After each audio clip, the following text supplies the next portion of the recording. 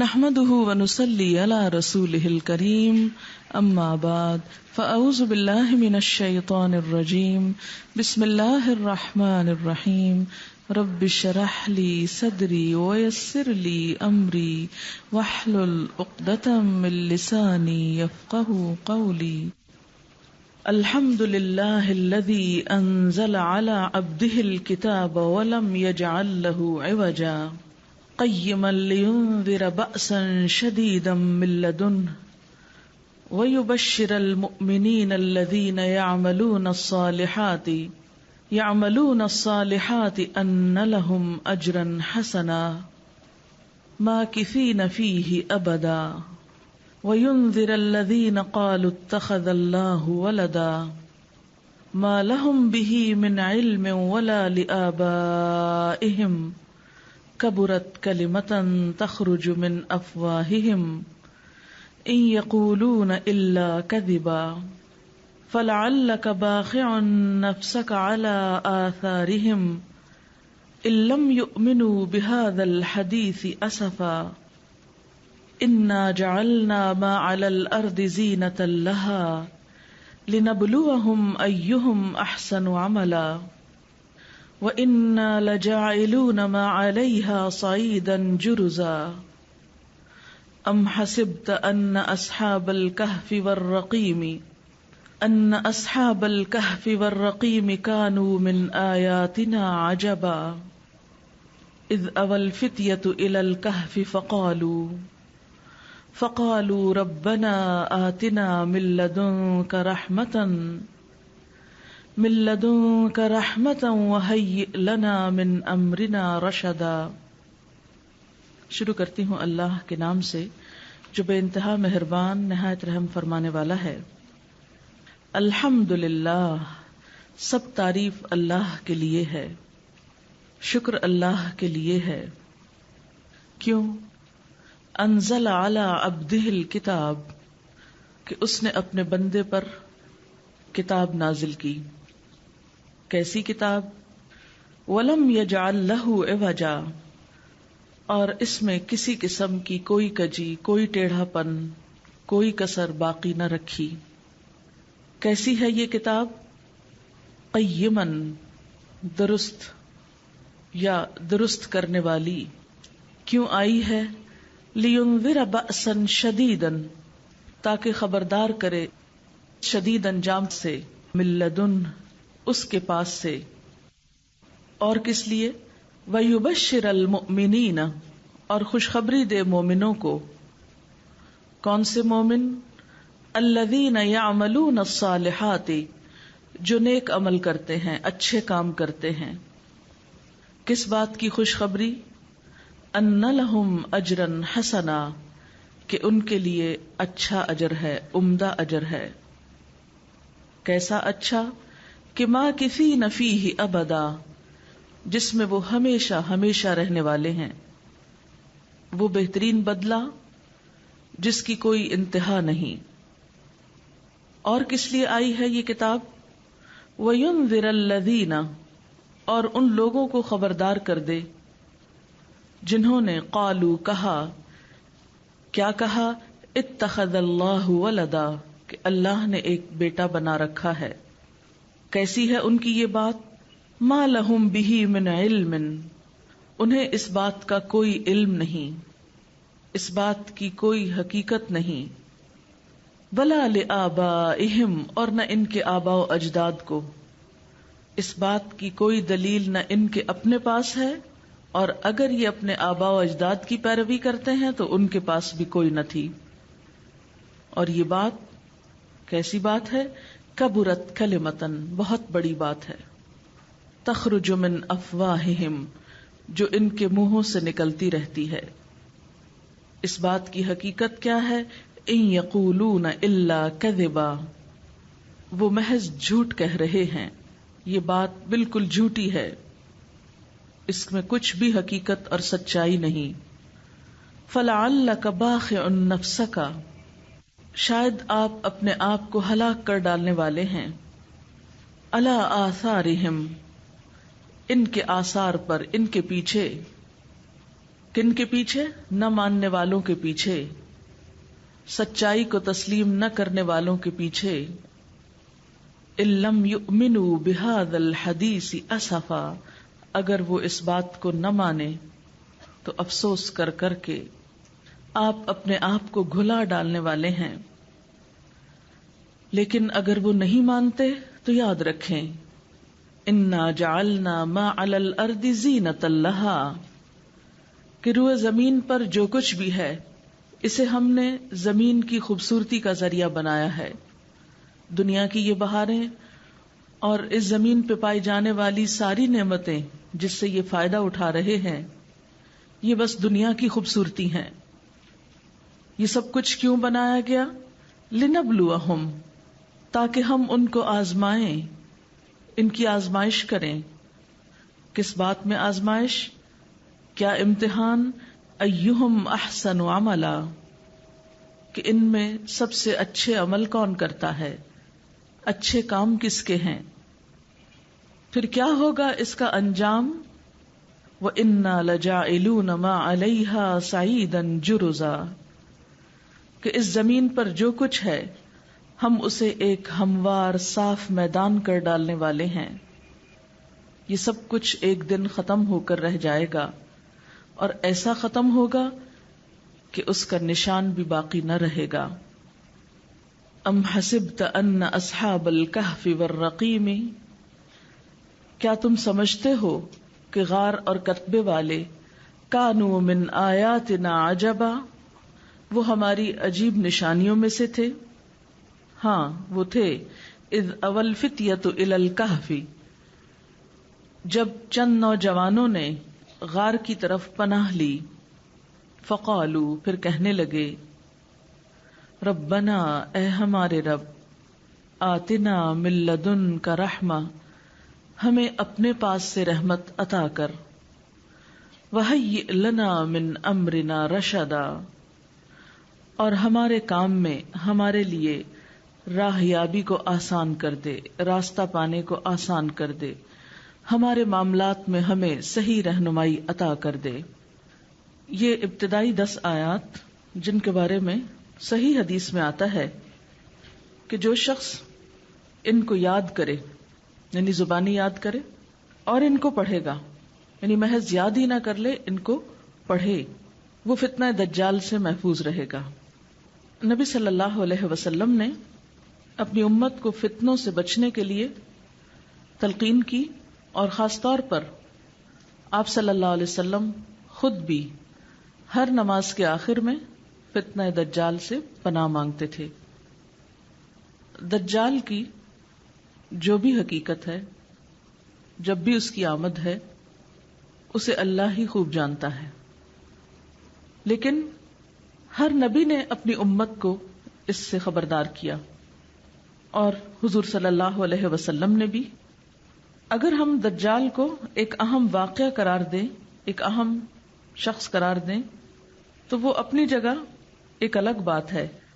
لیکن اگر ہم دجال کے لفظی معنوں پر جائیں تو یہ لفظ دجل سے نکلا ہے، جس کا معنی ہوتا ہے جھوٹ، ملمہ سازی، جس کا معنی یہ ہے کہ کسی چیز کی اصل حقیقت کو بھول جانا، اس کی اصلیت کو نہ جاننا اور اس کی ظاہریت پر جانا.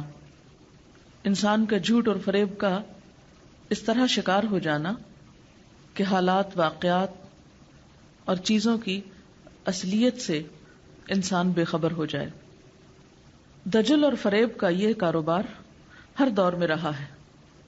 دجال ایک بہت بڑا دھوکے باز ہوگا، لیکن اس کے آنے سے پہلے دنیا میں ہر طرف دھوکہ بازی نظر آتی ہے، اور سب سے بڑھ کر انسان خود اپنے آپ کے بارے میں دھوکے میں مبتلا ہے. اپنی حقیقت کے بارے میں، اپنی حیثیت کے بارے میں، اپنے آغاز کے بارے میں، اپنے انجام کے بارے میں، دنیا کی حقیقت کے بارے میں. اس پوری صورت کے اندر اسی مرض کا علاج ہے. جو شخص بھی جھوٹ اور فریب کی دنیا سے نکل کر، غیر حقیقی دنیا سے نکل کر حقیقت کو سمجھنا چاہتا ہے، تو اس کے لیے ضروری ہے کہ وہ اس کتاب سے رجوع کرے. اسی لیے ہم دیکھتے ہیں کہ ان آیات کے شروع میں اللہ تعالیٰ کی حمد و تعریف بیان کی گئی کہ الحمدللہ، اللہ کا شکر ہے. عام طور پر انسان جب کسی بھی چیز کی حقیقت سے آگاہ ہوتا ہے تو اس کے دل کے اندر ایک شکر کے جذبات پیدا ہوتے ہیں کہ شکر ہے مجھے معلوم ہو گیا، شکر ہے میں نے جان لیا، اگر پتہ نہ چلتا تو میں تو مارا جاتا. تو الحمدللہ، سب شکر اللہ کے لیے، سب تعریف اللہ کے لیے. اور خاص طور پر کس بات پر تعریف؟ سب نعمتوں پر، لیکن سب نعمتوں میں سے بڑی نعمت قل بفضل اللہ وبرحمتہ فبذلک فلیفرحوا ھو خیر مما یجمعون. کہہ دیجئے کہ اللہ کے فضل اور اس کی رحمت پر چاہیے کہ یہ خوشیاں منائیں، یہ ہر اس چیز سے بہتر ہے جسے لوگ سمیٹ رہے ہیں. یعنی دنیا میں جتنی بھی نعمتیں ہیں اور جس چیز کے پیچھے لوگ بھاگ رہے ہیں، ان سب میں بہترین نعمت یہ کتاب ہے. الحمدللہ الذی انزل علی عبدہ الکتاب. تو اللہ کی تعریف اور اللہ کا شکر خاص طور پر اس بات پر کہ جس نے اپنے بندے پر یہ کتاب اتار دی. اگر وہ نہ اتارتا، ہمیں اپنے آغاز اور انجام کا علم نہ ہوتا، تو ہم کتنے بڑے دھوکے میں مبتلا ہو جاتے اور کتنے بڑے نقصان سے دوچار ہوتے. اور کتاب بھی ایسی اتاری کہ وَلَمْ يَجْعَلْ لَهُ عِوَجًا، جس میں کسی قسم کا کوئی ٹیڑھا پن نہیں، کوئی غلطی نہیں، کوئی کمی نہیں، کوئی کجی نہیں، کوئی کسر نہیں. ہر سوال کا جواب اس میں موجود ہے، ہر بات کی حقیقت کو کھول کر بیان کر دیا گیا جو بھی انسان کے لیے ضروری تھی. گویا کوئی بھی شخص جو اس کتاب سے فائدہ اٹھانا چاہے وہ پورے اعتماد کے ساتھ، پورے یقین کے ساتھ، پورے اطمینان کے ساتھ اس سے فائدہ اٹھا سکتا ہے، کیونکہ لا ریب فیہ، اس میں کوئی شک نہیں، کوئی غلط بات نہیں، یہ ہر جھوٹ، فریب، عیب سے پاک ہے. وَلَمْ يَجْعَلْ لَهُ عِوَجًا قیما، بالکل درست ہے. اور قیم درست رکھنے والی ہے، یعنی خود بھی درست ہے، اور جو شخص اس سے اپنا تعلق ہموار کر لے، اس کو پکڑ لے، اس کے حالات بھی درست کر دیتی، اس کی سمت بھی، اس کی ڈائریکشن بھی درست کر دیتی، اس کے انجام کو درست کر دیتی. اس کتاب کے آنے کا مقصد کیا ہے؟ لِيُنذِرَ بَأْسًا شَدِيدًا مِّن لَّدُنْهُ، تاکہ اللہ تعالیٰ اپنے بندوں کو برے انجام کے لیے، جو اس کی نافرمانی کریں، جو جھوٹ اور فریب میں زندگی گزاریں، ان کو بالآخر جو بہت بڑے عذاب کا سامنا کرنا ہے اس سے پہلے ہی خبردار کر دے، اس سے پہلے کہ لوگ دھوکے میں خود کو مبتلا رکھ کے اس شدید انجام کو پہنچے، بأسن شدیدن کو، اس کے بارے میں یہ انہیں دنیا میں ہی خبردار کرنے والی ہے. بہت بڑا علام ہے، بہت بڑی آگاہی ہے. وَيُبَشِّرَ الْمُؤْمِنِينَ الَّذِينَ يَعْمَلُونَ الصَّالِحَاتِ، اور اس کے ساتھ ساتھ یہ کتاب خوشخبری بھی دیتی ہے، صرف ڈراتی ہی نہیں بلکہ خوشخبری بھی دیتی ہے. لیکن خوشخبری کس کے لیے ہے؟ جو اس کتاب پر ایمان لے آئیں، اس کے بھیجنے والے پر ایمان لائیں، جو آخرت کے دن پر ایمان لائیں، جس بندے پہ کتاب اتاری گئی اور جو فرشتہ لے کر آیا ان سب پر ایمان لائیں، اور ان کو مان کر الذین یعملون الصالحات، عمل بھی اچھے کریں، ان لہم اجرا حسنا، کہ ان کے لیے اچھا اجر ہے. تو جو شخص اپنی آخرت کو بہتر بنانا چاہتا ہے پھر اس کے لیے اس کے سوا کوئی چارہ نہیں کہ وہ اس کتاب کو ماننے کے بعد اس کے مطابق اپنی زندگی کو بھی ڈھالے. اور بہترین اجر کی سب سے بڑی خصوصیت کیا ہے؟ کہ وہ کبھی ختم نہ ہوگا. دنیا میں بہت ساری چیزیں بہت اچھی لگتی ہیں انسان کو، اور انسان چاہتا ہے کہ وہ اس سے کبھی جدا نہ ہو، الگ نہ ہو. لیکن دنیا میں کسی بھی نعمت کا ملنا اگر وقتی خوشی ہے تو اس کے چھننے کا خوف ہی ساتھ لاحق ہو جانا اس کی ساری خوشی کو ختم کر دیتا ہے. مگر جنت کی اصل خوبصورتی کیا ہے؟ کہ ماکثین فیہ ابدا، وہ اچھا بدلہ انسان کے ہاتھ سے کبھی جانے والا نہیں. اور یہ کتاب خاص طور پر خبردار کرنے کے لیے ہے ان لوگوں کو الذین قالوا اتخذ اللہ ولدا، جنہوں نے کہا کہ اللہ نے بیٹا بنا رکھا ہے یا اللہ نے اولاد بنا رکھی. لینذر بأسا شدیدا میں ساری اقوام کی طرف اشارہ ہے. پوری انسانیت کو خبردار کرنے کے لیے. اور پھر آپ دیکھیے کہ اگلی آیت میں خصوصیت کے ساتھ ان لوگوں کی طرف اشارہ ہے الذین قالوا اتخذ اللہ ولدا، جو اللہ تعالیٰ کے لیے اولاد قرار دیتے ہیں. اور اس میں نمبر 1 نصارہ ہے، جو حضرت عیسیٰ علیہ السلام کو اللہ تعالیٰ کا بیٹا قرار دیتے ہیں. سورۃ الفاتحہ کی جو دعا ہے اس سے بھی کیا پتہ چلتا ہے کہ اہدنا الصراط المستقیم صراط الذین انعمت علیہم غیر المغضوب علیہم ولا الضالین. تو ولا الضالین سے مراد نصارہ ہے کہ جو اسلام سے قریب تر تو ہیں لیکن سیدھے چلتے چلتے غلط رستے پہ چلے گئے. اور ان کی سب سے بڑی غلطی کیا ہے کہ انہوں نے حضرت عیسیٰ علیہ السلام کو اللہ کا بیٹا قرار دیا. اگر وہ اس غلطی سے باہر آ جائیں تو وہ دین سے قریب ہیں اپنے اخلاق، کردار، قربانیوں کی وجہ سے. قرآن پاک کا یہ حکم تو 1400 سال سے ہے، جو ہمیں ہماری ذمہ داری یاد کروا رہا ہے کہ ہمیں دین کے اس پیغام کو خاص طور پر ان لوگوں کی طرف لے کر جانا ہے، لیکن ہم اپنی اس ذمہ داری سے غافل ہیں. اگرچہ اس آیت سے مراد سارے ہی مشرکین ہو سکتے ہیں جو اللہ تعالیٰ کی اولاد قرار دیں، لیکن اس وقت بھی آپ دیکھیں کہ دنیا میں تعداد کے اعتبار سے جو مذہب سب سے زیادہ پھیلا ہوا ہے وہ نصارہ ہی کا ہے. اور دنیا میں میجورٹی جو اسلام کی طرف مائل ہوئی وہ بھی انہی لوگوں میں سے ہیں. اور اگر ہم اپنا یہ فریضہ ادا کریں اور اس کے لیے کوشش کریں وَيُنذِرَ الَّذِينَ قَالُوا اتَّخَذَ اللَّهُ وَلَدًا، یعنی دعوت و تبلیغ کا کام صرف مسلمانوں کے لیے نہیں ہے، ان اقوام کے لیے بھی ہے کہ جو بنیادی طور پر مسلمان ہی تھی لیکن وقت کے گزرنے کے ساتھ ساتھ اپنے اصل سے بھٹک کر دوسری طرف نکل گئی، اور جن کے دل بھی مسلمانوں کے لیے نرم ہیں بنیادی طور پر، اور خاص طور پر ان میں سے جو قسیسین اور رہبان ہیں. لیکن اگر دیکھا جائے تو بحیثیت مسلمان قوم ہماری اجتماعی اور انفرادی کوششیں اس فریضے کو ادا کرنے کی طرف کم ہی گئی ہیں. وَيُنذِرَ الَّذِينَ قَالُوا اتَّخَذَ اللَّهُ وَلَدًا. پھر اللہ تعالیٰ ان کے عقائد پر تبصرہ فرماتے ہیں مَا لَهُم بِهِ مِنْ عِلْمٍ، انہیں اس بات کا کوئی علم نہیں، بغیر علم بغیر دلیل کے یہ بات کر رہے ہیں. وَلَا لِآبَائِهِمْ، اور یہ صرف آباء و اجداد کی پیروی میں کر رہے ہیں حالانکہ ان کے آباء و اجداد کے پاس بھی یہ علم نہ تھا. اور یہ بات کوئی معمولی بات نہیں ہے، اس ایک بات کی وجہ سے سارے اعمال برباد ہو جاتے ہیں. کبرت کلمۃ تخرج من افواہہم ان یقولون الا کذبا. یہ عقیدہ سراسر جھوٹ پر مبنی ہے، ایک غلطی پر مبنی ہے، اللہ تعالیٰ کو شدید غضبناک کرنے والا ہے. نبی صلی اللہ علیہ وسلم خاص طور پر اہل مکہ کو، کیونکہ یہ مکی صورت بھی ہے، اہل مکہ کو جب دین کی طرف بلاتے، جب آپ نے دعوت و تبلیغ کا آغاز کیا تو آپ کی کیفیت کا یہاں اظہار کیا جا رہا ہے کہ آپ اپنے مشن میں، اپنے کام میں اس قدر دل سوزی اور جان سوزی سے کام لیتے ہیں کہ یوں لگتا ہے کہ آپ اپنے آپ کو اس کام میں گھلا ڈالیں گے. لیکن آپ کی امت ہوتے ہوئے ہم میں سے کتنے لوگوں نے اپنے آپ کو گھلا ڈالا ہے اس فریضے کی ادائیگی میں؟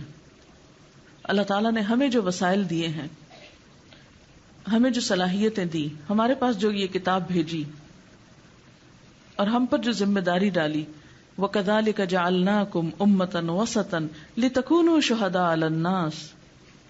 ہم پلٹ کر اپنے آپ پر سوچیں تو صحیح، کتاب اس وقت ہمارے ہاتھوں میں، ہمارے پاس ہے، ہمارے گھروں میں. جتنی بائبل آپ تک پہنچائی گئی اتنا قرآن آپ نے پلٹ کر پہنچایا کسی کو؟ اس کے لیے کچھ سوچا؟ اگر ہم حقیقی معنوں میں اسلام کا پیغام پہنچانے والے ہوتے تو کیا آج یہی حالات ہوتے؟ کہ اصل کامیابی یہ کامیابی ہے کہ انسان اپنے دشمنوں کو دوست بنا سکے. اس کے لیے ہم نے کتنی کوششیں کی. فَلَعَلَّكَ بَاخِعٌ نَفْسَكَ، امیجن کریں نبی صلی اللہ علیہ وسلم کے بارے میں کہا جا رہا ہے، پس اگر یہ لوگ اس بات پر ایمان نہ لائیں، اس بات کس پر کہ اللہ کا کوئی بیٹا نہیں، کوئی اولاد نہیں، تو کیا آپ ان کے پیچھے اسی رنج میں اپنی جان ہلاک کر ڈالیں گے؟ یعنی آپ کی کیفیت، آپ کے احساسات اور آپ کی حالت کو ذہن میں لائیں کہ آپ کی حالت کیا حالت ہوگی جس پر اللہ تعالیٰ نے یہ فرمایا۔ اس کا یہ مطلب نہیں کہ آپ اپنے آپ کو مت ہلاک کریں اور آپ آرام سے بیٹھیں اور کوئی ضرورت نہیں بتانے کی۔ سے بتانا یہ مقصود ہے کہ آپ صلی اللہ علیہ وسلم نے اس پیغام کو پہنچانے کے لیے اپنی کوششیں اور محنت اس درجے تک کی کہ جس کے بعد کوئی اور درجہ ہے ہی نہیں، اٹ موسٹ، آخری حد تک۔ ہم کیا کر رہے ہیں؟ ہمیں تو اپنی دنیا سے ہی فرصت نہیں، اپنے آرام سے، اپنے کھانے پینے سے، اپنی عیش و عشرت سے۔ تو جس دنیا کی محبت میں مبتلا ہو چکے ہو، اس دنیا کا حال کیا ہے؟ آپ دیکھیں کہ جو لوگ اللہ سے غافل ہوئے، اللہ کے دین سے غافل ہوئے، عقیدے کی خرابی میں مبتلا ہوئے، سب سے پہلے وہ دنیا کے بندے بنے اور مادہ پرستی اپنی انتہا کو پہنچی، وہاں سے جنم لیا، وہاں سے اٹھی، اور بجائے اس کے کہ ہم اپنا پیغام ان کو دیتے، ان کی مادہ پرستی کو ہم نے اپنا آئیڈیل بنا لیا۔ جس دنیا داری میں اور دنیا کی محبت میں وہ گرفتار ہوئے، ہم بھی اسی کے پیچھے دوڑ پڑے، صرف دنیا کی زیب و زینت اور دنیا ہی پانے کی خواہش، اور ہم اپنی آخرت سے غافل ہو گئے۔ انا جعلنا ما علی الارض زینۃ لها لنبلوہم ایہم احسن عملا وانا لجاعلون ما علیہا صعیدا جرزا۔ یہ سب کچھ تو جانے والا ہے، یہ سب تو چٹیل میدان بن جانے والا ہے۔ ہم اس دنیا کے لیے تو نہیں پیدا کیے گئے تھے کہ ہم اس دنیا کی محبت میں مبتلا ہو کر اپنے مقصد زندگی کو بھول جائیں، اپنے مقصد وجود کو بھول جائیں، اپنی ذمہ داریوں کو فراموش کر دیں۔ ہم تو فانی دنیا کے پیچھے چل پڑے۔ اس کے بعد اصحاب کہف کا واقعہ شروع ہوتا ہے کہ ام حسبت ان اصحاب الکہف والرقیم کانوا من آیاتنا عجبا، انہوں نے کیا کیا تھا، اصحاب کہف نے کیا کیا تھا۔ یہ جن نوجوانوں کا ذکر ہے، یہ معاشرے کے ان گھرانوں کے بچے تھے جو دنیاوی اعتبار سے بہت اونچے درجے پر فائز تھے، لیکن اللہ نے ان کے دلوں کو ہدایت دی تھی۔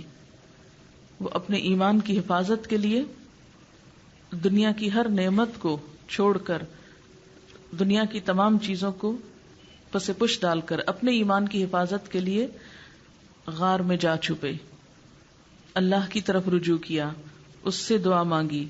فقالوا ربنا آتنا من لدنک رحمتا وہیئ لنا من امرنا رشدا، کہ اللہ ہمیں اپنے پاس سے رحمت دے دے۔ بنیادی طور پر یہ جس قوم کا واقعہ ہے، تاریخ میں آپ نے پڑھا ہوگا کہ یہ عیسائی لوگ تھے، اور ان پر ایک مشرک بادشاہ مسلط ہوا جو ان کو زبردستی شرک کی طرف لے جا رہا تھا۔ انہوں نے اس کی بات ماننے کی بجائے اپنے گھر بار، مال و متاع، دنیا کا عیش و عشرت، آرام، سب کچھ چھوڑ کر غار کی طرف پناہ لی، کیونکہ ان کے نزدیک دنیا کے فائدوں اور دنیا کی رونق سے بڑھ کر ایمان کی حفاظت ضروری تھی۔ اذ اوى الفتية الى الكهف، اور وہاں پہنچ کر انہوں نے کیا کہا، فقالوا ربنا آتنا من لدنک رحمہ، اللہ تیری رحمت چاہیے، تیرے بھروسے، تیرے سہارے پر سب کچھ چھوڑ دیا ہے، تو ہماری رہنمائی فرما کہ اب ہمیں کیا کرنا چاہیے۔ تو دو میں سے ایک آپشن ہے، ایک تو یہ کہ وہ پیغام پہنچائیں، اور اگر حالات ایسے ہوں کہ پیغام پہنچانے کی بجائے اپنے ایمان کو خطرہ ہو تو پھر ہر چیز سے الگ ہو کر اپنے ایمان کی حفاظت اور اللہ کی طرف رجوع، کیونکہ کسی بھی قیمت پر اپنے ایمان کو قربان نہیں کیا جا سکتا، اسے نہیں چھوڑا جا سکتا، کیونکہ اس کے بغیر تو پھر آگے خیر نہیں، ہمیشہ کی زندگی کی تباہی اور بربادی ہے۔ اور آخری آیتوں میں وَأَرَدْنَا جَهَنَّمَ لِلْكَافِرِينَ عَرْضًا، جو لوگ کفر کی حالت میں دنیا سے گئے تو ان کے لیے پھر جہنم پیش کی جائے گی، جہنم ان کے سامنے لا رکھی جائے گی، جہنم عرض کی جائے گی، سامنے پیش کی جائے گی. اور پھر آپ دیکھیے کہ یہ کافر کون ہیں؟ الذین کانت اعینہم فی غطاء عن ذکری، جن کی نگاہیں، جن کی آنکھیں میرے ذکر سے پردے میں تھی، جو میری کتاب ہدایت سے غافل تھے. وَكَانُوا لَا يَسْتَطِيعُونَ السَّمْعَ، اور جو سننے کی استطاعت بھی نہ رکھتے تھے. جب آپ حق کا پیغام دنیا کی طرف لے جائیں گے تو یقینی طور پر کچھ لوگ اس کو مانیں گے اور کچھ لوگ دیکھنا بھی نہ چاہیں گے، سننا بھی نہ چاہیں گے. تو ان کو دراصل خبردار کیا جا رہا ہے کہ سن کے تو دیکھو، سنو تو صحیح. اور پھر افحسب الذین کفروا ان یتخذوا عبادی من دونی اولیاء، کیا کافر یہ خیال کیے بیٹھے ہیں کہ میرے سوا وہ میرے بندوں کو اپنا حمایتی بنا لیں گے؟ یعنی اگر ہدایت کی طرف نہیں آئیں گے تو وہ یہ سمجھتے ہیں کہ دنیا بھر کے لوگوں کو اپنا مددگار بنا کے اللہ کے مقابلے میں جیت جائیں گے. نہیں، اللہ کے مقابلے میں کبھی کوئی کامیاب نہیں ہوا، چاہے ساری دنیا ہی اکٹھی کیوں نہ ہو جائے. انا اعتدنا جہنم للکافرین نزلا، ہم نے جہنم کو کافروں کی مہمانی کے لیے تیار کر رکھا ہے. پھر فرمایا قل هل ننبئکم بالاخسرین اعمالا، کہہ دیجئے کیا ہم بتائیں تم کو کہ اعمال کے اعتبار سے سب سے زیادہ نقصان میں کون لوگ ہیں، یعنی کام کرنے کے باوجود نقصان اٹھانے والے کون ہیں؟ الذین ضل سعیہم فی الحیاۃ الدنیا، وہ جن کی کوششیں دنیا کی زندگی میں گم ہو کر رہ گئی، جو مادہ پرستی کا شکار ہو گئے، جو اپنی دنیا میں اتنا کھو گئے، اتنے مطمئن ہو گئے، اتنے خوش ہو گئے. وَهُمْ يَحْسَبُونَ أَنَّهُمْ يُحْسِنُونَ صُنْعًا، کہ ان کو اپنی برائیاں بھی اچھی نظر آنے لگی. خدا فراموشی، دین فراموشی، حق کا انکار اور صرف دنیا کی ترقی اور دنیا کی کامیابی ان کو اتنی بھائی کہ وہ سمجھنے لگے کہ حق پر تو وہی ہیں، اور جن کے پاس دنیا نہیں وہ گویا حق پر ہی نہیں.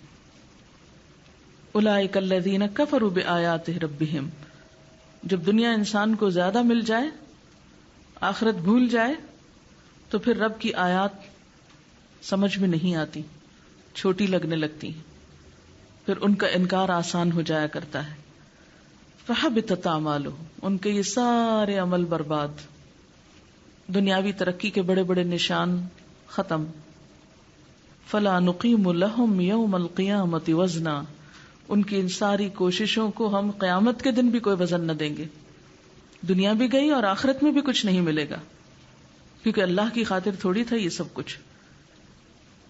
ذالک جزاؤہم جہنم بما کفروا، ان کا یہ بدلہ جہنم اس لیے ہے کہ انہوں نے کفر کیا، انکار کیا، انہیں حق پہنچایا گیا لیکن انہوں نے نہیں مانا.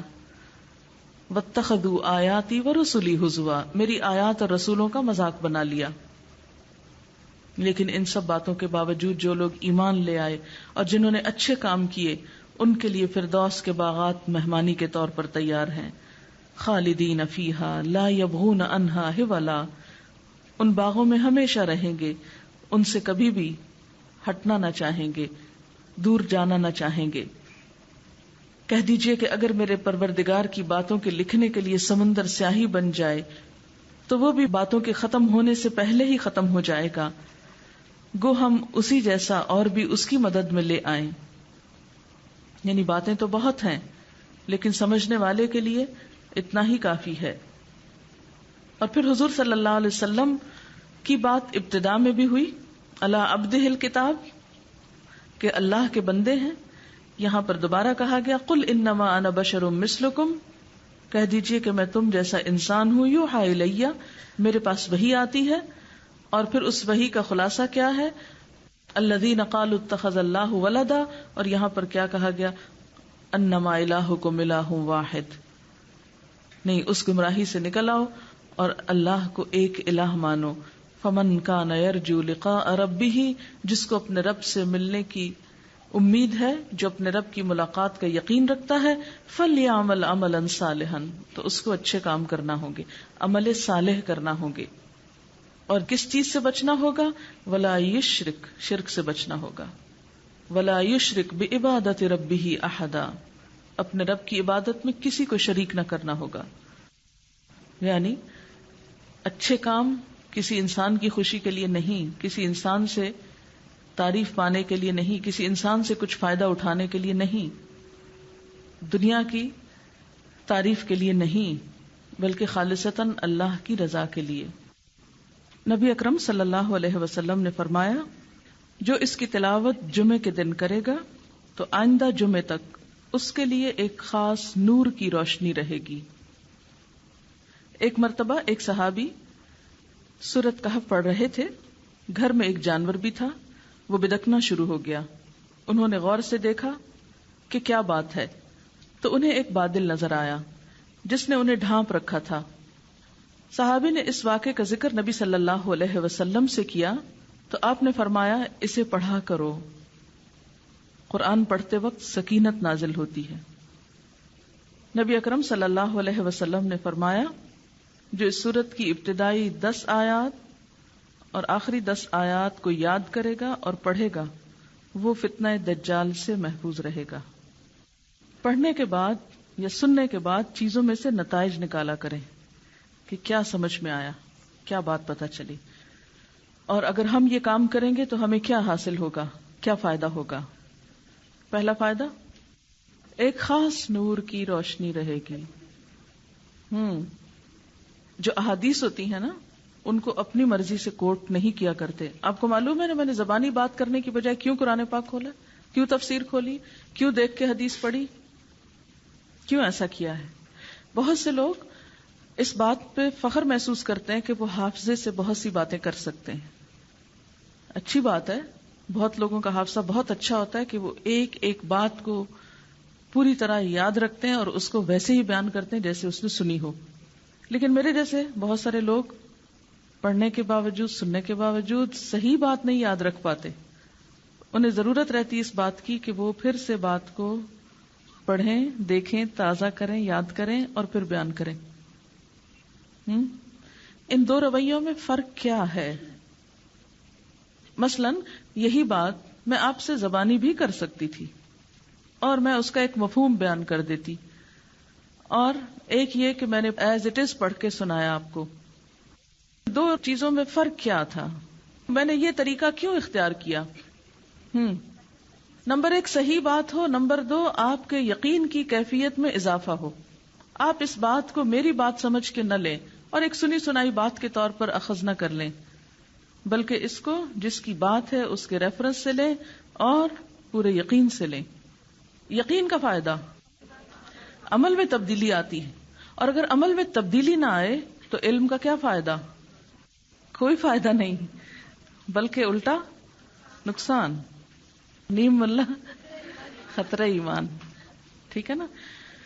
ہمارا حال یہ ہے کہ ہم خطرہ ایمان میں مبتلا رہتے ہیں کیونکہ دین کے بارے میں یقین کی کیفیت سے دوچار نہیں ہوتے. جب یقین ہوتا ہے تو انسان کے دل کی حالت بھی مختلف ہوتی ہے، انسان کا رویہ بھی، عمل، ہر چیز مختلف ہو جاتا ہے.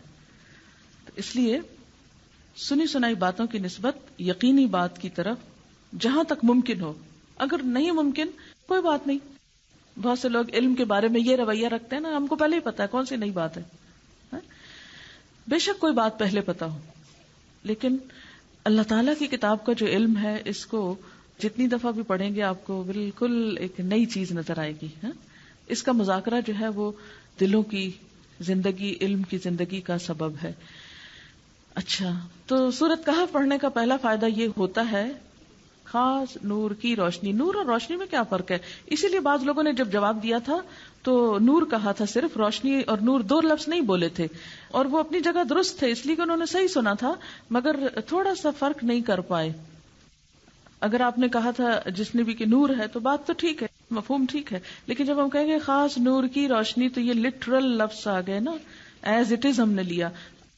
ان دو کی اب ایکسپلینیشن فرق ہو جائے گی. ایک خاص نور ملے گا اور ایک خاص نور کی روشنی رہے گی، فرق ہو جائے گا اس میں. اس کی روح یا اسپرٹ میں فرق چلا جائے گا. Can you feel that? اگر ہم جسٹ نور کی بات کرتے ہیں تو اٹس جسٹ لائٹ، اور لائٹ کسی بھی چیز کی ہو سکتی ہے نا، لیکن جب نور کی روشنی اور خاص کانٹیکسٹ میں بات آئی تو انلائٹنمنٹ ہو گیا. تو لائٹ اور انلائٹنمنٹ میں فرق ہے نا. بہت سے لوگ لائٹ میں ہوتے ہوئے انلائٹنڈ نہیں ہوتے، وہ ڈارکنس میں ہوتے ہیں. اور بہت سے لوگ جن کے پاس آنکھوں کی روشنی نہیں ہوتی مگر دل کی بصیرت ہوتی ہے، وہ انلائٹنڈ ہوتے ہیں. طٰہٰ حسین مصر کا ایک بہت بڑا اسکالر تھا. اس کے نظریات کچھ بھی تھے، اس سے مجھے غرض نہیں، لیکن نابینا تھا، دیکھ نہیں سکتا تھا. اور آپ کو پتا ہے وہ مصر کا وزیر تعلیم رہا، اور اس کے زمانے میں جو لٹریسی ریٹ تھا، مجھے صحیح پرسنٹیج تو یاد نہیں، لیکن وہ بہت ہائی ہو گیا تھا. تو اس کے بارے میں کہا جاتا ہے کہ عربی کا ایک جملہ جس کا معنی یہ ہے کہ وہ شخص جس کی اپنی آنکھوں میں روشنی نہیں تھی مگر اس نے مصر کو روشن کر دیا. یعنی جس کے اپنے پاس روشنی نہیں بھی تھی لیکن اس نے ایک ملک کو روشن کر دیا. تو یہ جو انلائٹنمنٹ ہوتی ہے، اور یہ جو انسان کے اندر کی بصیرت ہوتی ہے، اور جو انسان کی وزڈم ہوتی ہے، اور جو انسان کو زندگی کے سفر میں اندھیروں میں صحیح راستہ اور ڈائریکشن دکھاتی ہے، وہ ایک چھوٹی سی بیپ اور ایک چھوٹی سی کرن اور ایک چھوٹی سی جو دوسرے مس کر جاتے ہیں، وہ اس شخص کو نصیب ہو جاتی ہے. اور یہی وہ چیز ہوتی ہے جس سے انسان دنیا میں کچھ بھی ہوتا رہے دھیرے دھیرے اپنے رستے پہ چلتا رہتا ہے، اور زندگی کو محض ہنگاموں کی نظر نہیں کرتا. وہ چلتا رہتا ہے، وہ راہ پاتا رہتا ہے حتیٰ کہ اپنی منزل پہ پہنچ جاتا ہے. تو سورۃ کہف کا پڑھنے والا جو ہے ایک جمعے سے دوسرے جمعے تک، یعنی چونکہ ہر جمعے کی بات کی گئی تو پھر وہ دہرانا اور تازہ کرنے والی بات ہے نا. کیونکہ اگر آپ ایک دفعہ پڑھ لیں تو آپ کو وہ خاص روشنی نصیب نہیں ہوگی. ایک دفعہ کی بات تو ایک دفعہ کی ہے، لیکن ہر جمعہ پڑھنے سے ایک سے دوسرے جمعے تک حالات بدلیں گے، پھر نئے حالات ہوں گے، پھر نئی روشنی ملے گی، پھر نیا پھر نیا پھر نیا، وہ بصیرت بڑھتی چلی جائے گی. تو اس لیے شرط ہے کہ ہر جمعے پڑھو اس کو. ٹھیک ہے. دوسرا فائدہ کیا بتایا گیا تھا اس میں، اگر آپ کو یاد ہو، سکینت نازل ہوتی، ایک سکون اترتا ہے جس گھر پہ جس جگہ پہ یہ پڑھی جاتی.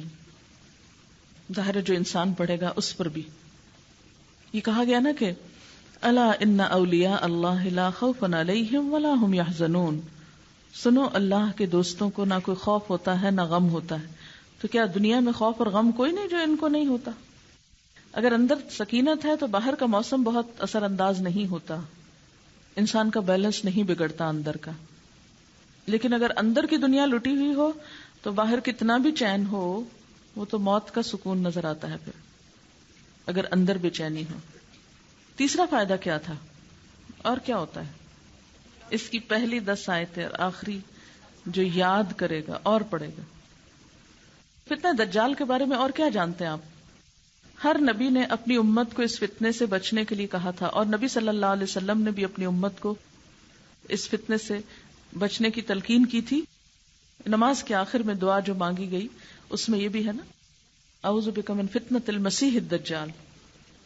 آج کل میرا معمول یہ ہے کہ میں دن کی ایک نماز میں کم از کم ان آیتوں کو پڑھ لیتی ہوں. اگر آپ پڑھیں اور پھر آپ ڈفرنس دیکھیں گے اپنی نماز میں بھی اور ہر نئی خبر سننے کے بعد اپنے اندر بھی، کیونکہ ہر نئی خبر ایک نئی پریشانی میں مبتلا کر رہی ہے نا. تو بہت سی چیزیں انسان کے بس میں نہیں ہوتی بدلنی، ہم چاہیں بھی تو کوشش کر سکتے ہیں لیکن بدل نہیں سکتے. اس کا یہ مطلب نہیں کہ اگر ہم بدل نہیں سکتے تو ہم کوشش بھی نہ کریں. ہمیں اپنے طور پر کوشش کرتے رہنا چاہیے، لیکن کوشش کے بعد سکون اور اطمینان اور سکینت کی کیفیت دل پہ ضرور رہنی چاہیے. اسی لیے کہا گیا نا کہ اپنے دل کا جائزہ لیتے رہو. دل جو ہے مرکزی حیثیت رکھتا ہے جسم میں، اور انسان کے اپنے ایمان کی کیفیت، اپنے عمل کی کیفیت کا جو سکور ہے وہ وہاں دیکھ سکتا ہے کہاں پر ہوں.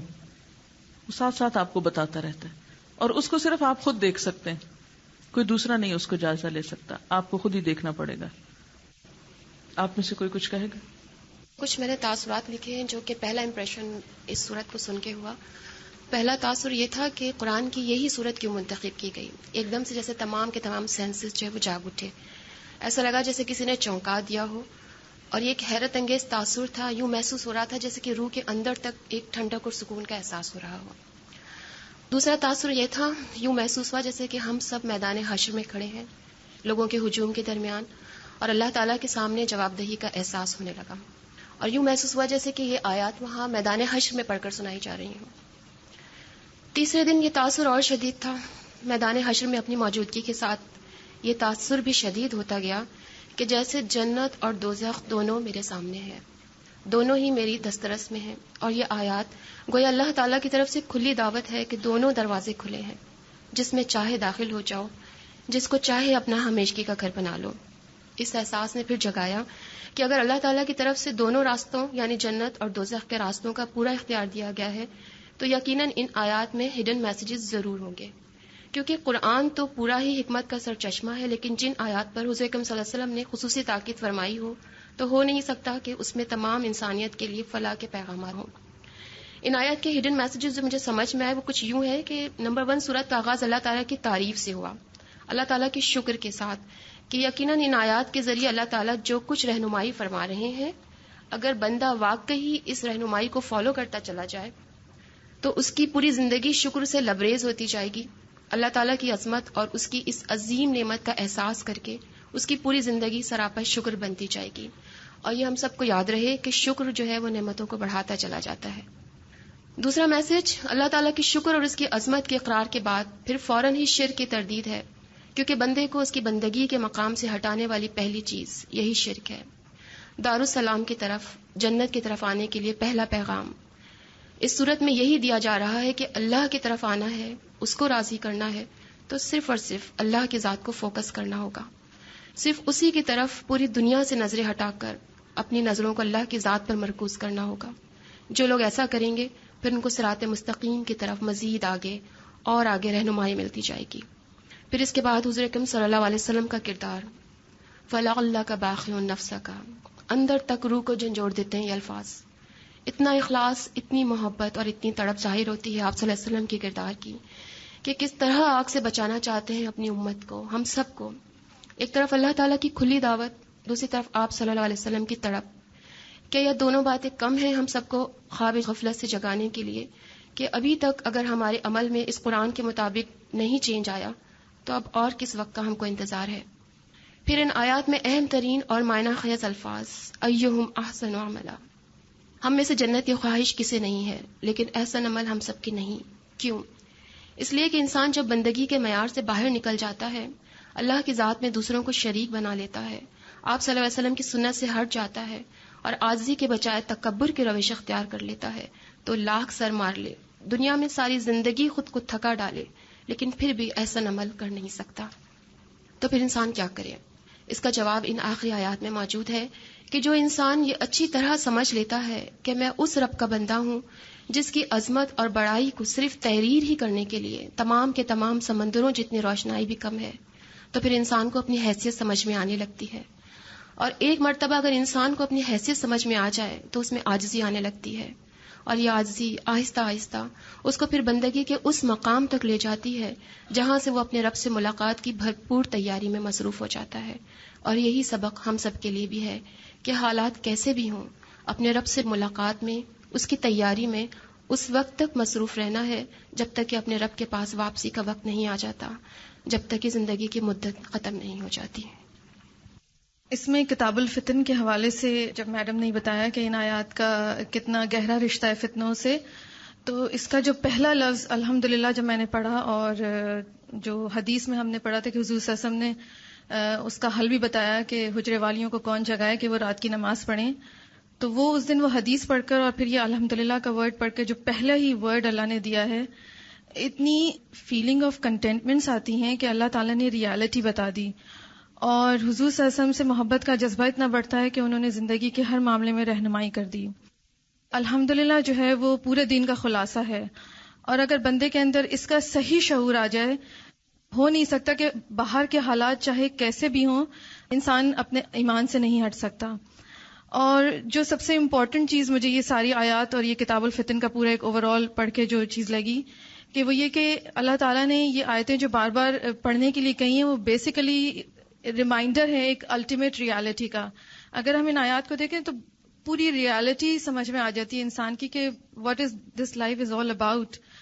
کہ پہلا جو اللہ تعالیٰ نے فتنوں کے اس دور میں سب سے پہلے جو چیز ہمیں دے دی وہ ایک تو سارے احادیث کے تھرو ہمیں حل دے دیے. اور جب ہم ان آیات کو پڑھتے ہیں تو اللہ تعالیٰ کی تعریف و شکر کا جذبہ کہ اس نے قرآن کے تھرو، جیسے کہ ابھی ہمارے محترم استاد نے ابھی ہمیں بتایا، کتنے ہی فتنوں کا کچھ ہی دور ہو، معیار جو ہے وہ قرآن اور سنت، جیسے کہ عبدہ الکتاب حضور صلی اللہ علیہ وسلم کا ذکر ہے. پھر ایک جو چیز مجھے بہت اسٹریسفل لگی وہ یہ کہ ایک تو ایکسیپٹنس کا لیول ہے، پھر ایک یعملون الصالحات کا بہت ذکر ہے کہ شروع کی 10 آیاتوں میں بھی ہے. پھر وہ اللہ تعالیٰ نے ٹیسٹ بھی بتا دی کہ مسئلہ ہمارے ساتھ یہ کہ جب ہم فتنوں کو دیکھتے ہیں، میں خود بہت زیادہ پریشان جب بھی اس قسم کی حدیث وغیرہ فتنوں کی کہ علم اٹھ جائے گا، ایک نیچرل بات ہے کہ بہت ایک پریشانی کا وہ ہوتا ہے. لیکن اگر انسان کو یہ کنوکشن ہو کہ یہ زندگی جو ہے وہ ٹیسٹ ہے. مسئلہ ہمارے ساتھ کیا ہے کہ ہم اس دنیا کی حقیقت کو پرماننٹ سمجھتے ہیں، اور جب ہم پرماننٹ سمجھتے ہیں تو ہم ہر چیز اپنے آئیڈیل کے مطابق پرفیکشن کے ساتھ ہم سمجھتے ہیں، ہر چیز اپنی جگہ پہ بالکل ایک آرڈر میں ہو، اور جب وہ ہمیں نہیں ملتی تو ہم ایک جذباتی رد عمل کا شکار ہو جاتے ہیں. جب جھوٹ سچ ہر کچھ مکس ہو جائے گا، سب سے بڑی سچائی جب یہ ہمارے سامنے ہوگی تو نہ تو ہم جذباتی رد عمل کا شکار ہو سکتے ہیں، اور ایک اندر جو ہے نا وہ فیلنگ آف کنٹینٹمنٹ کہ ہمیں معلوم ہے صحیح کیا ہے، ہمارے لیے امپورٹنٹ کیا ہے. سب سے اوپر جو آئے گا وہ ایمان آئے گا، اس ایمان کو بچانے کے لیے عمل صالح. اور پھر یہ نہیں ہوگا کہ صرف ٹھیک ہے میرے اندر ایمان ہے، میں بہت اچھے کام کر رہی ہوں. ہم اپنے آپ پر تو بھروسہ کر ہی نہیں سکتے کہ ہم نے بہت اچھے اعمال کر لیے، ہم بالکل سکون سے ہو گئے، ٹھیک ہے ہم نے یہ پڑھ لیا. مکمل بھروسہ جو ہے وہ اللہ کے لیے اخلاص کے ساتھ. اور پھر یہ جو اینڈ کی آیات ہیں، اس میں ایک وہ جو آیت ہے قل هل ننبئکم بالاخسرین اعمالا، اس میں یہ دیکھیے ایک تو اخسرین وہ لوگ یعنی سپرلیٹو ڈگری اخسرین کی ہے، اور یحسنون سمجھتے تھے وہ اپنے اعمال کو. تو جیسا کہ میڈم نے بتایا تھا ہمیں کہ فتنہ جو ہے وہ دین سے دوری کی وجہ سے پیدا ہوتا ہے یا دین میں نئی نئی چیزیں ایجاد کرنے کی. تو یہ چیز بھی دیکھنی چاہیے، ہمیں اس طرح بھی انالائز کرنا چاہیے کہ may be we are doing something very religious, but behind this religious action ہماری انٹینشن کچھ اور ہو، اس کے اندر کچھ ملاوٹ ہو گئی ہو. تو سمجھ ہم بہت اچھا رہے ہوتے ہیں کہ ہم بہت اچھا کام کریں، لیکن خدا نخواستہ اخسرین کے اس میں نہ آ جائیں. یہ آیت بیسیکلی یہ دیتی ہے کہ کانسٹنٹلی اپنی نیت کو جانچتے رہیں کہ ویدر ہمارا عمل اللہ کے لیے خالص ہے، ہماری نیت اللہ کے لیے خالص ہے یا نہیں. پھر اینڈ کی جو آیات ہیں وہ اگین وہ اسی ریالٹی کی طرف لے جاتی ہیں کہ قرآن کی ایک الہ کو ماننا، پھر سنت اور اللہ تعالیٰ سے ملنے کی آرزو. اور یہ جو ہے نا وَلَا يُشْرِكْ بِعِبَادَةِ رَبِّهِ أَحَدًا، عبادت جو ہے اس کے معنی اگر آپ لوگوں کو یاد ہو تو اس میں اطاعت، غلامی، بندگی، ایک لائف لانگ سروس جو اللہ سبحانہ و تعالیٰ کو مقصود ہے، کہ اس اطاعت و بندگی اور غلامی اور اپنی محبت کی انتہا میں کوئی بھی شریک نہیں ہونا چاہیے، انسان کا اپنا نفس نہیں. تو مین اللہ تعالیٰ کو مقصود یہی ہے.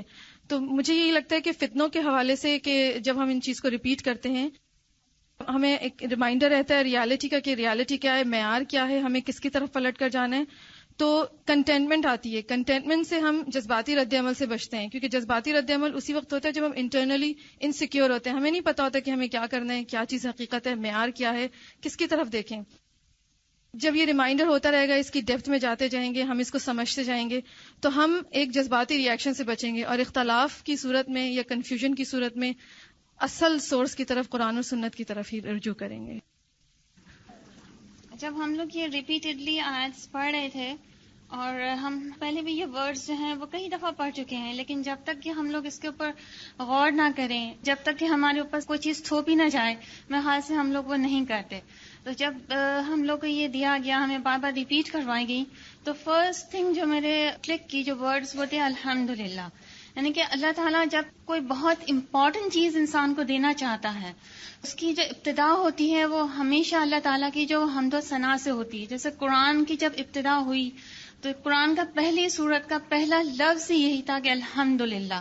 لیکن انسان اس وقت جو ہے وہ چونک جائے کہ اب آئندہ سے جو آپ کو جو چیز ملنے جا رہی ہے وہ اس کو نیگلیکٹ نہ کرے، بلکہ وہ اس کو صحیح فہم کے ساتھ اور صحیح جیسے الرٹ پورا جو ہے انسان جو ہے وہ اس سے ہو جاتا ہے.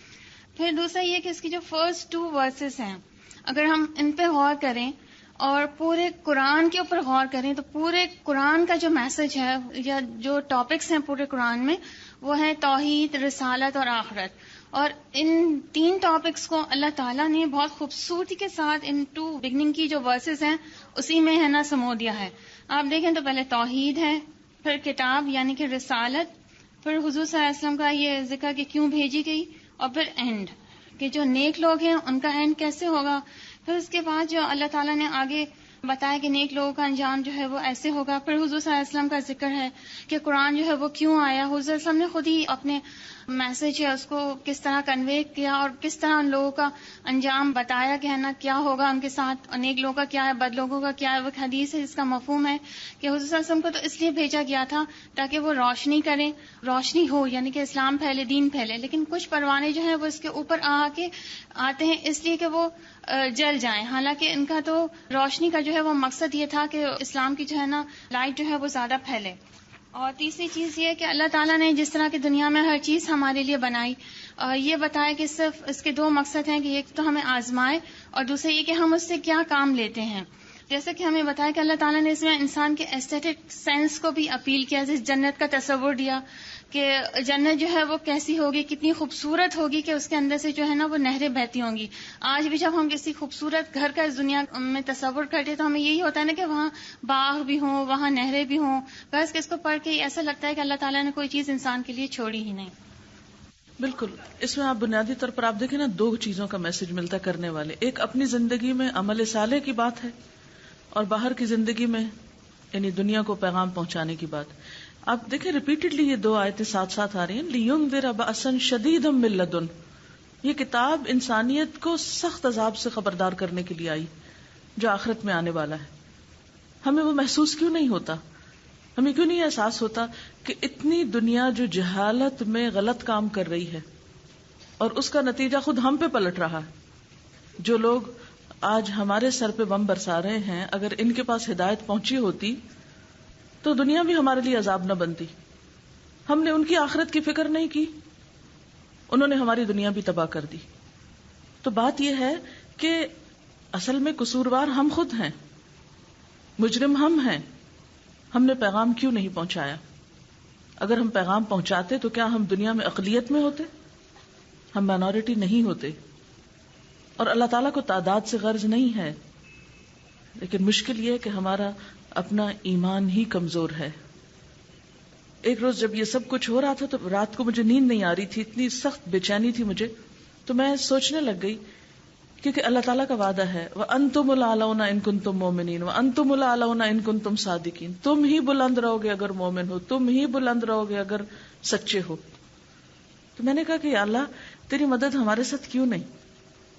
کیوں اس وقت ہم اتنے کمزور ہیں اتنے ہوتے ہوئے بھی کہ ہم میں سے کوئی بھی کچھ کرنے کے قابل نہیں، کچھ بھی. ہم سب صرف باتیں کر رہے ہیں، عملی طور پہ تھوڑا بہت جو بھی ہے یہ کچھ ہے نہیں. کیوں ہے ایسا؟ میں گننے لگی اپنی انگلیوں پہ کہ ہمارے اندر کون کون سی خامیاں ہیں، کون سی خرابیاں ہیں، کون سی اللہ کو ناراض کرنے والی باتیں، انڈیویجولی بھی اور بحیثیت قوم بھی. شرک سے لے کے قتل، زنا، شراب خوری، نشہ، انسانوں کی حرمت پامال کرنا. اب یقین مانے کہ مجھے ایسا لگ رہا تھا جیسے ایک الہامی کیفیت ہوتی نا، ایک کے بعد ایک بات، ایک پوری ریل چل نکلی کہ ہم کن خرابیوں کا شکار ہیں. ہم میں مسلمانوں والی بات کون سی ہے کہ ہم اللہ کی مدد اور اللہ کی رحمت کے مستحق ہوں؟ ہم نے کیا کام کیا ہے اللہ کو راضی کرنے والا؟ من کان یرجو لقاء ربہ فلیعمل عملا صالحا. جس کو اپنے رب سے ملاقات کی امید ہے اسے تو اچھا کام کرنے. ہم نے کون سے اچھے کام کیے ہیں؟ ہمارے میں اچھائی کیا ہے؟ اور خرابیوں کی لسٹ کہیں اینڈ نہیں ہو رہی. یعنی جو بھی آپ کی عقل میں برائیاں آتی ہیں ان سب کو ذرا لکھیں بیٹھ کے، اور پھر ان کے آگے کوشچن مارک رکھیں کہ کون سی ہے ایک جو ہم کہیں نہیں ہماری قوم میں یہ نہیں ہے، ہم مسلمانوں میں یہ نہیں ہے الحمدللہ. اور اس کو دور کرنے کے لیے کوشش کیا ہو رہی؟ جاننے والے بھی اور نہ جاننے والے بھی. اسلام صرف اس بات کا نام تھوڑی ہے کہ ہم کلمہ پڑھ لیں اور ہم کہیں کہ ہم مسلمان ہیں اور ہمارے ساتھ اب وہ سارے وعدے پورے ہو جائیں جو اللہ نے ایمان والوں کے ساتھ کیے ہیں. ایمان تو انسان کو چین سے بیٹھنے نہیں دیتا. یہ کون سا ایمان ہے جس نے ہمیں دنیا پہ مطمئن کر دیا ہے کہ ہم ٹس سے مس نہیں ہوتے کسی بھی حال میں. بے چین ہر شخص ہے, ڈسکشن ہر کوئی کر رہا ہے, بحثیں سب کچھ کر رہے ہیں, تبصرے اور اخباریں پڑھ رہے ہیں, ہائے ہائے کر رہے ہیں, افسوس کر رہے ہیں, غم کر رہے ہیں, کوئی کچھ ہانک رہا ہے, کوئی کچھ ہانک رہا ہے. ہمارے عمل میں کیا تبدیلی آئی؟ یہ سب کوڑے پڑتے ہیں, اللہ تعالیٰ بندوں کو سمجھانے کے لیے ڈالتے ہیں ان پہ, سنبھلو, ہوش میں آؤ. ہم نے کون سی اپنی عادت بدلی؟ آپ صلی اللہ علیہ وسلم نے تو جو فتنوں کا نزول دیکھا تھا تو سب سے پہلے توجہ کی تھی, کون ان عورتوں کو جگائے کہ اٹھ کے نماز پڑھیں. کتنے ہم میں سے ایسے ہیں جو نماز نہیں پڑھتے تھے, انہوں نے نماز شروع کر دی ہو. کتنے ایسے تھے انہوں نے حرام کھانا شروع کر رکھا تھا اور انہوں نے ان سارے حالات اور واقعات کے بعد حرام خوری چھوڑی ہو. ہمارے عمل میں تو کچھ تبدیلی نہیں آئی. کس بات کے منتظر ہیں ہم؟ اللہ کو ایسا کوڑا کرکٹ نہیں چاہیے. ہم اس کے دین کو الٹا بدنام کرنے کا سبب ہے اپنی بدعمالیوں کی وجہ سے. اللہ تعالیٰ نہیں کسی قوم کی حالت بدلتا جب تک وہ خود کو نہ بدلے. ہمیں توبہ کی ضرورت ہے, رجوع کی ضرورت ہے, اپنے حال کو بدلنے کی ضرورت ہے, اور جس کے اندر کوئی احساس ہے اسے دوسرے کو احساس دلانے کی ضرورت ہے. محض بحثیں کرنے سے ہماری تقدیر نہیں بدلے گی. کبھی اس کو بلیم کر رہے ہیں, کبھی اس کو کر رہے ہیں, کبھی اس پہ بات بنا رہے ہیں, کبھی اس پہ کر رہے ہیں. دعائیں بھی جب قبول ہوتی ہیں جب ہمارے عمل میں تبدیلی آئے. یہ کچھ سال پہلے کی بات ہے کہ جب بوسنیا پہ سب کچھ ہو رہا تھا, قتل و غارت, اس قدر ظلم ہو رہا تھا. ان دنوں میں حرم میں تھی اور آپ یقین کریں کہ روز صبح قنوت نازلہ رو رو کے پڑھی جاتی تھی. میں خود ان پڑھنے والوں میں شامل تھی. یعنی امام جب قنوت نازلہ اس وقت پڑھتے تھے تو ان کی ہچکی بند جاتی تھی. روزانہ فجر کی نماز میں ہو رہا تھا. اللہ کا گھر, قبولیت کی جگہ, اس سے بڑھ کر کیا ہوگی؟ حج کا موقع, لاکھوں کا مجمع. ہمارا حال نہیں بدلا. کیوں؟ میں پوچھتی تھی اپنے آپ سے, کیوں نہیں بدلا؟ ان دعاؤں کا اثر کیوں نہیں ہو رہا؟ اللہ تیرا تو وعدہ ہے کہ ان جگہوں پہ مانگی ہوئی دعائیں قبول ہوں گی. ہمارے حق میں, امت مسلمہ کے حق میں یہ دعائیں کیوں نہیں قبول ہوتی؟ ہم ایک کے بعد ایک مصیبت کا شکار کیوں ہو رہے ہیں؟ بنیادی بات یہی کہ ہمارے عمل نہیں بدلتے. ہمیں جو کچھ کرنا چاہیے ہم وہ نہیں کرتے. ہم محض باتیں کر کے مطمئن ہو کے بیٹھ جاتے ہیں ہم نے پہاڑ توڑ لیے ہیں. محض افسوس کر کے ہم سمجھتے ہیں کہ ہم نے اپنا فرض ادا کر لیا. محض دوسروں کو بلیم کر کے ہم سمجھتے ہیں کہ ہم بہت اچھے لوگ ہیں. ہمارے آپس کے لڑائی جھگڑے ختم نہیں ہوئے, ہمارے ایک دوسرے پہ تہمتیں اور الزام تراشیاں ختم نہیں ہوئی. ہم خود اپنے ساتھ سچے نہیں. ہم اپنے آپ پہ تو کنٹرول نہیں کر سکتے, ہم دوسروں کے لیے کیا کریں گے؟ اللہ کی بات سچی, اللہ کی کتاب سچی, اللہ کے وعدے سچے ہیں, لیکن جب تک سچائی ہمارے اندر نہیں آئے گی اس وقت تک حالت نہیں بدلے گی. ہم ہنگامی کام تو کر لیتے ہیں لیکن پائیدار اور مستقل کام نہیں کرتے. اصل مشکل ہمارے اپنے ساتھ ہے. ہم نے ابھی تک دین کی روح کو سمجھا ہی نہیں. ہم صرف ہنگاموں میں جینا چاہتے ہیں اور ہنگاموں سے دنیا کو بدلنا چاہتے ہیں. اللہ کا یہ طریقہ نہیں ہے کہ ہنگامے کر کے کچھ تبدیلی آئے گی. 50 سال سے ہم صرف ہنگامے کر رہے ہیں اور ہماری کتنی اصلاح ہو گئی ہے. آج تک صرف احتجاج کر رہے ہیں, صرف ایجیٹیشن کر رہے ہیں. اس ایجیٹیشن سے ہمارے حالات میں کیا تبدیلی آئی ہے؟ ہم نے کتنی ترقی کی ہے؟ ہمارے کتنے ایمان مضبوط ہوئے ہیں؟ رائے کا اظہار کرنے کے بہت سے طریقے ہیں. میں یہ نہیں کہہ رہی کہ آپ اپنی رائے کا اظہار نہیں کریں, لیکن صرف رائے کے اظہار میں ہی ساری قوتیں لگا کر جو کرنے کا کام ہے اس کو بھول جانا, یہ کوئی عقل مندی نہیں ہے. ہم بحثیت قوم کے ایک جذباتیت کا شکار ہو کے اس کے بعد سب ٹھنڈے ہو کے بیٹھ جاتے ہیں. پھر کرتے وہی ہیں جس کام میں ہم لگے ہوئے تھے. ایک دم ابال آیا, اٹھے, شور مچایا, پھر بیٹھ گئے, پھر سو گئے. ہاں, وہی کرتے ہیں. آپ دیکھیں سورۃ توبہ میں اللہ تعالیٰ نے کیا فرمایا ہے, آیت 122, اور مسلمانوں کو یہ نہ چاہیے کہ سب کے سب نکل کھڑے ہوں, سو ایسا کیوں نہ کیا جائے کہ ان کی ہر بڑی جماعت میں سے ایک چھوٹی جماعت جایا کرے تاکہ وہ دین کی سمجھ بوجھ حاصل کریں, اور تاکہ یہ لوگ اپنی قوم کو جبکہ وہ ان کے پاس آئیں ڈرائیں تاکہ وہ ڈر جائیں. ہم اس کام سے تو بالکل غافل ہیں. ہم نے اپنی اصلاح کا کام تو کوئی نہیں کیا. اگر ہماری اصلاح کا کام ہوتا تو کیا آج قوم کی بات ایک نہ ہوتی؟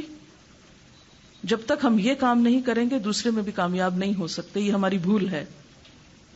اللہ تعالی ہمیں عمل کی توفیق دے. وآخر دعوانا ان الحمد للہ رب العالمین. سبحانک اللہم وبحمدک نشہد ان لا الہ الا انت نستغفرک ونتوب الیک. والسلام علیکم ورحمۃ اللہ وبرکاتہ.